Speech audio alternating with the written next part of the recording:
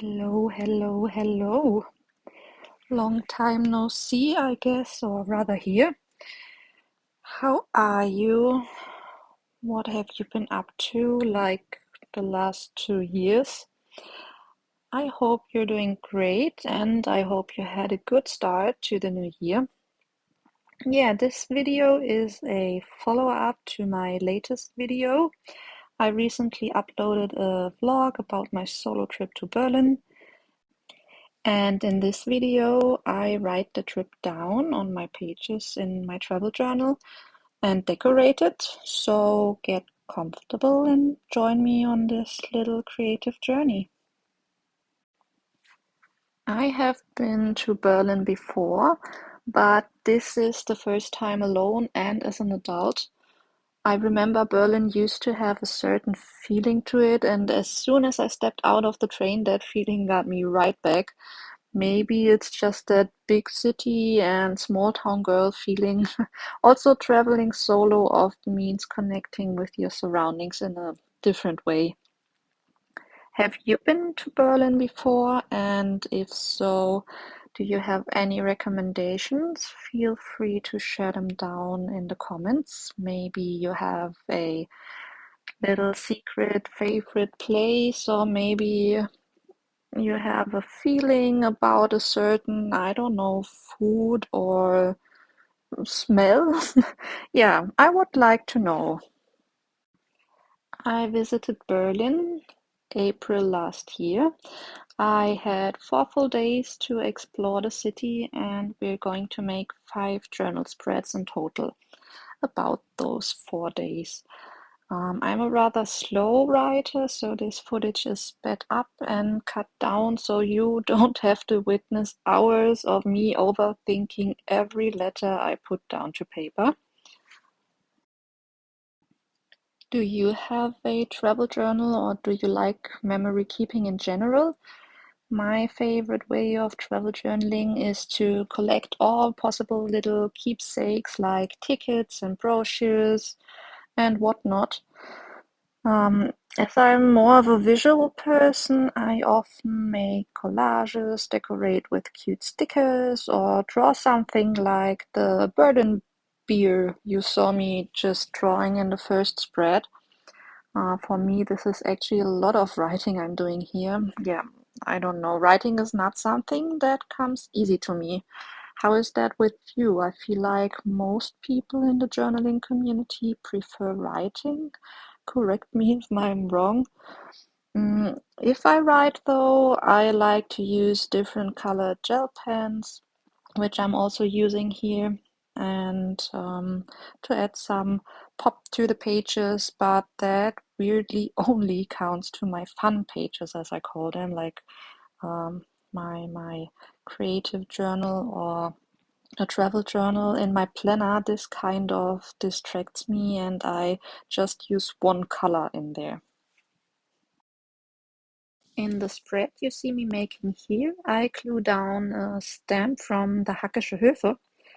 This is actually a small tip for the stamp lovers out here.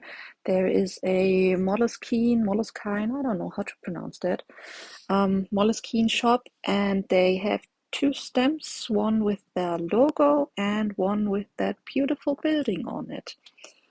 Yeah, so I don't know, there are so many trends coming over from other countries. I wish Germany finally would hop on that stamp love train like in Japan. The stamp game is really strong and it's like doing little side quests in your mundane life, and who cannot use a little more fun and beautiful stamps in their lives?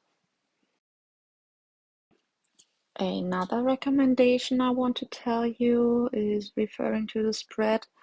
I booked a city tour, more specifically a hidden backyard city tour. And the one I booked started at the Hackische Höfe, and let me tell you, I loved that tour so much. Berlin has a ton of backyards, resulting out of how the city grew and them adding buildings for people to live in. And the tour went through the region Berlin Mitte, And this part of Berlin was actually really lucky because there were only 10% destroyed in the war. So a lot of places still look like they used to, which make the architecture quite unique and beautiful for sure. Here you can see me making another little collage. I have a mini printer I use for printing out my favorite pictures to add to the spread.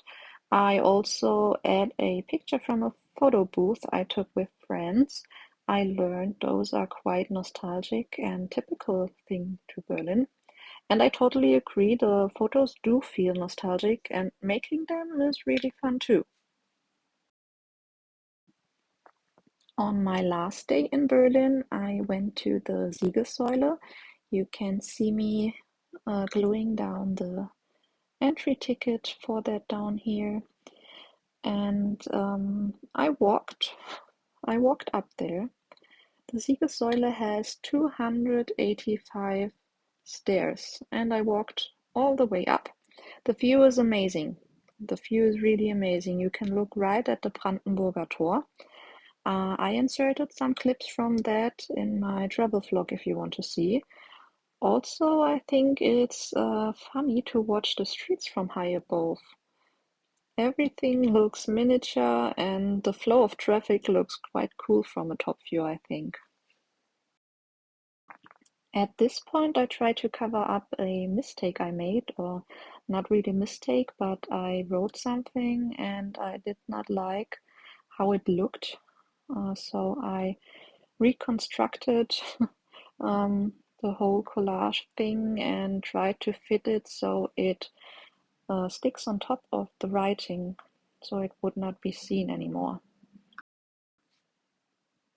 As you can see, I maybe finally now, yes, now, I finally found the right place to cover that up. And on the next page, which is also the last page, I stick down one of those little clear folder thingies and throw everything in there I had no space for in my previous spreads. I think this is a good option to include any leftovers into your journal.